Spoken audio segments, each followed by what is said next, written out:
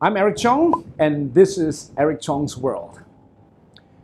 The blatant and public assassination of Soleimani, ordered by President Donald Trump, has escalated the world to an entirely new level of risk. It's made our already complex and uncertain world an almost impossible puzzle to solve. World War III? Nobody thinks that is far-fetched anymore. Something unthinkable just a few days ago has become the most searched thing on Google. I mean, let's put it this way. Killing someone for whatever reason is not a glorious thing, so usually it's done discreetly and with plausible deniability. But what about doing it the other way around? What about just killing your enemy openly and then publicly announcing it to the world that you just did that? It is, of course, an act of absolute provocation. It happens in Hollywood movies, but rarely in real life. This kind of dramatization is so dramatic, it's rapidly bringing us, the world, to a point of no return.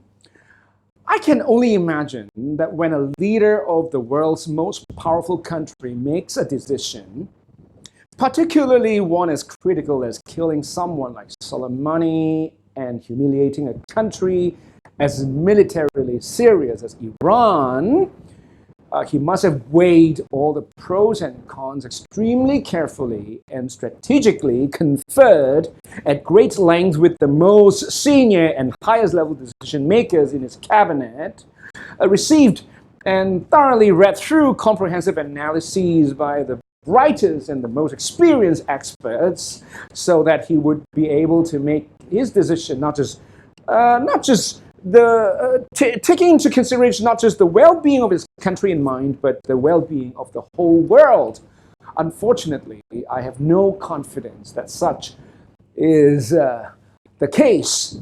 Donald Trump, the reality TV host, succeeded because of his ability to dramatize. Donald Trump, the leader, will fall because of too much dramatization. This is a major difference between entertainment and reality. One is fake, the other one is real. In a movie, nobody really dies, no matter how brutal you act. But in real life, if you do what you do in the movies, many innocent lives could be placed at risk. So why is Donald Trump doing what he's doing ever since he became president? In his first overseas call to a U.S. ally, he angrily hung up on the Australian Prime Minister, I remember.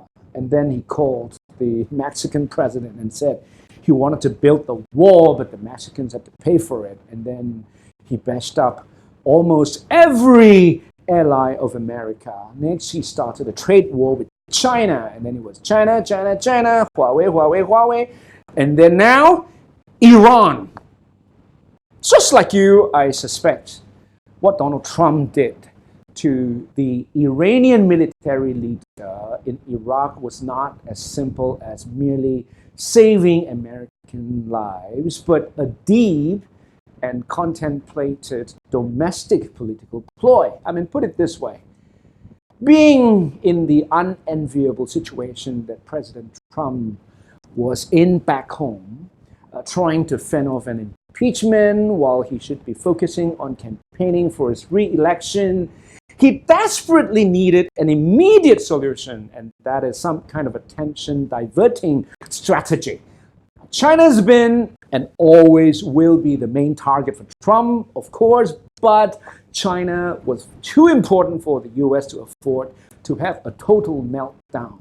So shifting the focus of the public to something truly alarming and involving was an absolute necessity.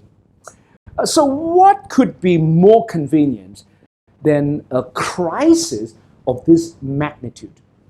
Putting the US in a state of emergency can totally divert the attention of the average Americans from impeachment to their own safety and well-being. Therefore, instigating a big fight with a country who has long been a foe and yet far away has created a new scenario. It's more important for the American people now to fight a common enemy than to nitpick on their president. The man who now has a much bigger job to do, that's to protect the lives of Americans.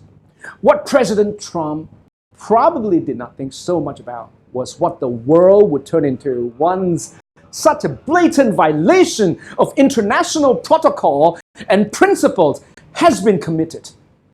If you can kill someone publicly just because that someone is a bad guy, then there'll be thousands of such bad guys in the world who you need to take out. This is terrible, terrible, terrible precedent. This unpredictability and unconventional wisdom of this president are worrisome. When you have someone who thrives in chaos, he probably prefers to stay in chaos. Unfortunately, the last thing our world needs is chaos. What we need is peace, stability, and orderliness. President Trump has put the traditional US allies in a very uncomfortable position, all due to his own lack of respect, consideration, and communication. If this continues, the US will soon become a very lonely superpower. I pray that the world can come together as one once again. I pray that all parties can come to the negotiation table soon. I pray that World War III will remain a Hollywood movie concept for many, many more generations to come. This is Eric Chung, and this is Eric Chung's World.